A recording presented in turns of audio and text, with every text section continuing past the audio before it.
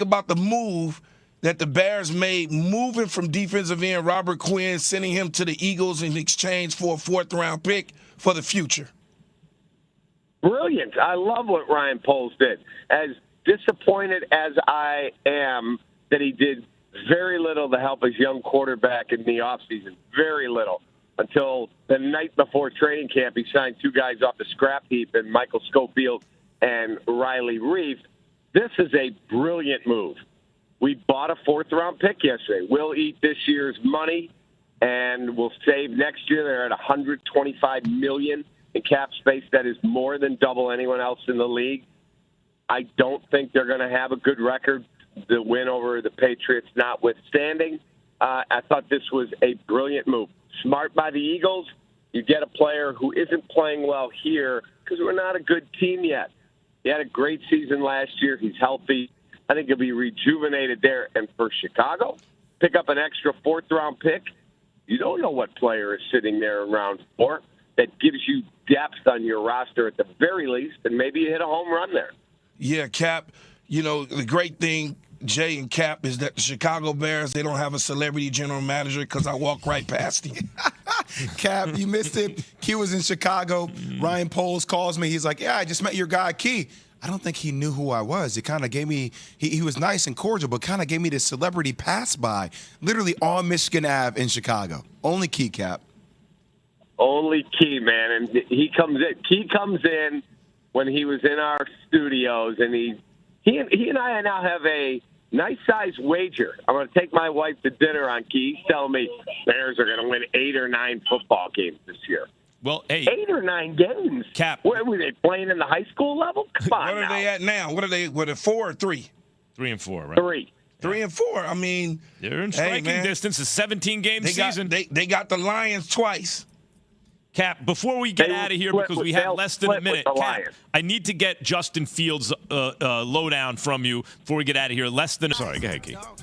I didn't say nothing. Nah, Max and the royal family. Well, you said when you think of Russell Wilson, what do you think? No, I was going to let you go. I wasn't going to step on you. I just don't like the way that you guys are positioning me as best friends with Russell Wilson. Do you not have a relationship with Russell Wilson? I've met Russell Wilson 2 times. Okay. But it's like you guys are saying, I go to London with him. I spend time, I don't, why, how did we come to this? How did I get put in this corner? I think you're in a corner. It seems to me, Key, that Jay has always touted his relationship with Russell Wilson. Oh, Key looks flabbergasted, as if I'm bringing this out of left field. So, just think about what you just said, Jay. Flabbergasted. So flabbergasted now gives me association with Russell Wilson. Give me association with Michael Eric Dyson. I'll take it. Flabbergasted. Say big words. I didn't say. Professor Dyson probably listening to us right now. This is what happens. No, all I said, Jay, was think about what you said. You said flabbergasted. I didn't say it. I just said think about what you just said, and I wasn't even talking about flabbergasted. I was talking about the initial conversation that you were having about us pitting you with Russell Wilson. You said flabbergasted, not me. Keep saying the word. He was dumbfounded when you said flabbergasted, as a matter of fact. But I wasn't. Anybody that says flabbergasted, now we're associated. I got it. Well, listen. Go ahead, Max. Take it away. I don't know what issue you could possibly. Hey. Ones you can't depend on. You could drop this Houdini album today. I would love every song on it today. All right. Russell Wilson says he worked out for 4 hours during the Broncos' 8-hour flight to London. That's half the time. Why even say this? Well, in his mind, apparently he's saying something that puts him in a good light, right? You don't say stuff that puts you in a bad light normally. Here he is on what he did on the flight to London. Listen to this. It was an 8-hour flight here. That's the first 2 hours I was watching the film, watching all the cut-ups and everything else. And then for the next 4 hours, I was doing treatment on the plane. I was walking up and down the aisles. Everybody was knocked out. I was doing high knees and working on my legs and everything else, making sure I'm ready to rock. So that was good. And then the last 2 hours, the last hour of that, I fell asleep for 1 hour. And I watched the film the rest. So I feel great, ready to roll. Super locked in and ready to hopefully get a big win in London. Is Key, look, on the one hand, you could say, well, he's saying stuff like this for show or doing it for show. Look at me. Look how I'm the quarterback, I'm a leader. On the other hand, he's probably asked a point-blank question about, like, what'd you do on the flight, right? And he's answering it. So what do you take away from what he just said?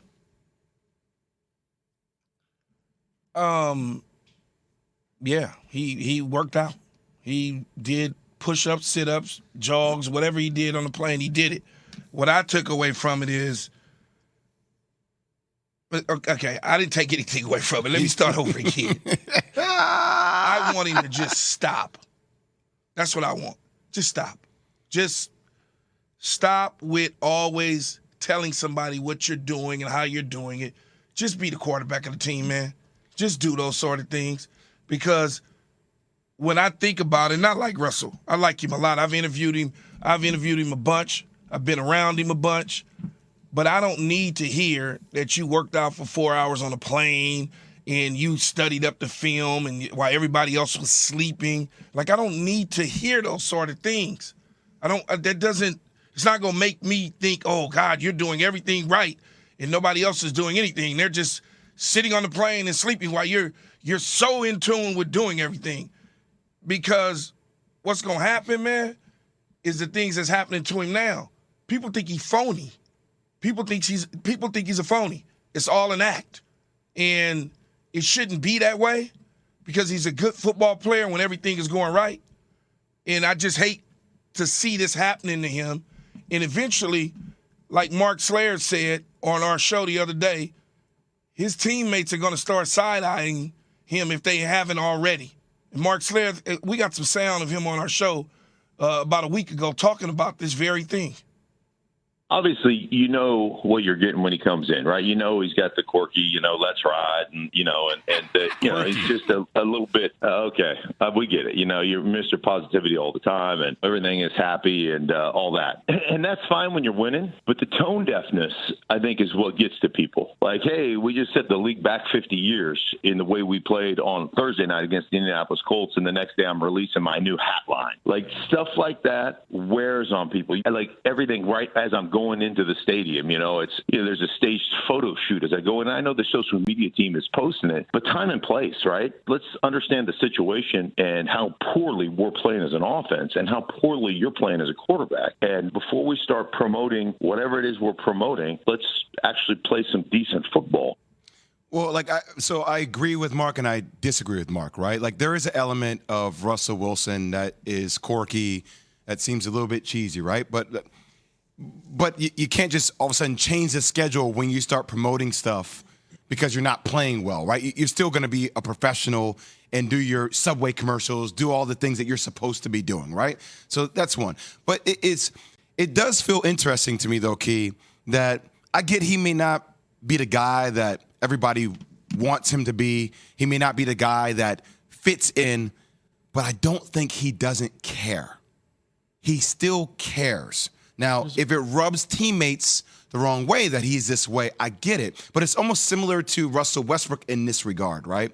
It seems like there is a compound type energy when these guys are down that it's like we're going to kick them extra hard while they're down. The same with Russell Westbrook, right? Like, oh, is it? But when they start winning, it kind of goes away. But they both care about the way they play, and that says something to me. Like, it may not feel right, but at least they care. I know a lot of dudes who don't even care, who don't give a damn. Quarterback of the team, Key, when you say Russell Wilson, just stop, you mean like if he's asked a question about what he did on the plane, you say something like, had a good flight, getting ready to, prepare. There you go, Coach. It's easy. It's not that hard. And what I'm going to do is I'm going to hold something till we get back out of our break, Max, and I'm going to read something to both you and Jay. And I'm going to let you know where this comes from after I read it to you. Excellent. All right. Okay. So we want you to weigh in, too, after Key does that. What are some of your flight preferences, habits, traditions, right, on the subject of Russell Wilson? Plus, Aaron Rodgers stands by his comments on the Packers offense. First, Key has this from O'Reilly. Yeah, O'Reilly got